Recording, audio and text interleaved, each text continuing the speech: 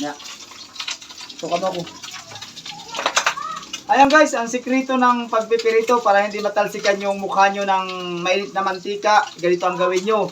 Mag-helmet kayo, tapos sarado yung helmet para protection sa mukha nyo, para hindi tumalbo yung mantika. Kasi pag natalbuhan yung mukha mo ng mantika, tsak, masunog. Kaya ang simpleng sikreto sa pagpirito na tulad dito na medyo matapang ang mantika pagdating sa aray ko pagdating sa tapa, kasi napakatindi nung talbo ng mantika. Kaya ganito ang gagawin natin. Humilmi tayo. Ayan guys ha. Oh, may tutorial tayo. Tuturo ko kayo ng tutorial kung paano magprito. Basic lang guys. Isarado yung helmet. Ayan guys. Sana.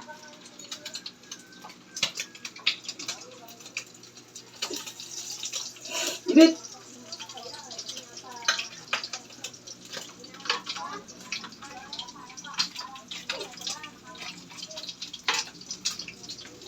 Tara. Yung.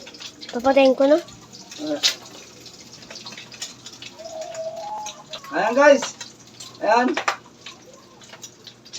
Guys, okay. Ay, luto na. Nakaraos na rin tayo sa pagpirito kasi iwas talbo ng mantika. Ayan. Hahanguin natin guys ang ating pinirito na tapa upang ulamin natin ngayon sa tanghalian. Ayan guys. Thank you.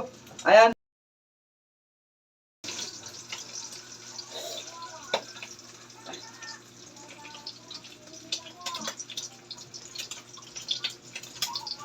Isama mo yung kawali.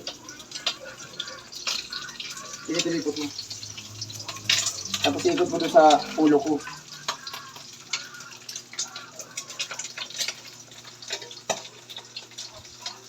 Ano sila?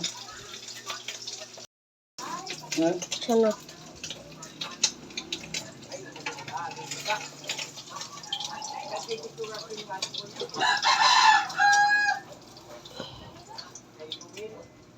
Ano sila?